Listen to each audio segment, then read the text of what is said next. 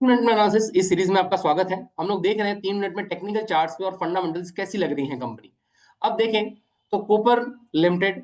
अब Cooper limited देखें तो बहुत छोटी कंपनी है, सिर्फ 902 करोड़ की कंपनी है। इंडस्ट्री जो पी है वो है 32 का, और ये जो है वो 23 के पी में अवेलेबल है। प्रोमोटर का होल्डिंग है 44.4% की। और अब यहाँ पे देखें तो कंपनी जो कर्जा है वो 148 करोड़ का है।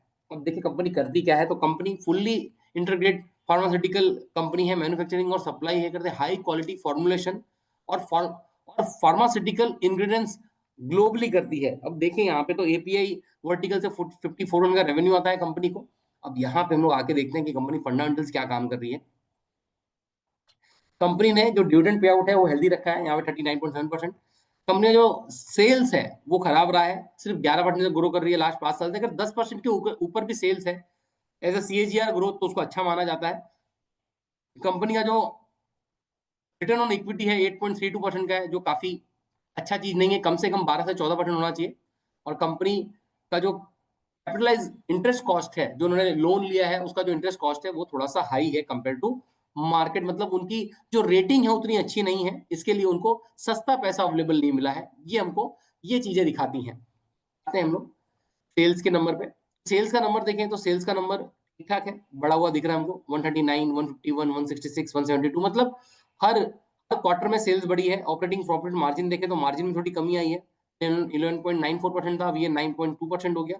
और जो एवरेज देखें तो ये 11%, 13% रहा है इस क्वार्टर में। जो यहाँ पे देखें तो कम हुआ है इनका मार्जिन। और इंटरेस्ट की बात करें तो 2 करोड़ 77 लाख रुपए इन्होंने इंटरेस्ट पे किया है।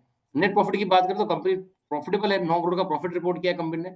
900 करोड़ की कंपनी अगर 9 करोड़ का प्रॉफिट रिपोर्ट कर रही है तो एक ठीक ठाक फिगर है।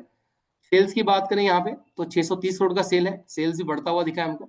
ऑपरेटिंग प्रॉफिट मार्जिन 12% का है लास्ट 2 साल से, अच्छी चीज है। पहले ये 17-18% था, तो ये कंपटीशन की वजह से कभी कभी अप डाउन होते हैं। अब नेट प्रॉफिट कंपनी क्या रिपोर्ट कर रही है, 39 करोड़ का, इसके पहले 51 करोड़ था। अब आप देख सकते हैं कि अगर कंपनी के प्रॉफिट में फ्लक्चुएशन है, मतलब वो कंपनी को हम लोग स्टेबल नहीं कह सकते। पहले 62 करोड़, फिर 61 करोड़, फिर 27 करोड़, 51 करोड़, अब 39 करोड़। कंपनी हमेशा जो प्रॉफिट है वो बढ़ता हुआ हमको दिखना चाहिए कि कंपनी ने हमेशा प्रॉफिट बढ़ाया है।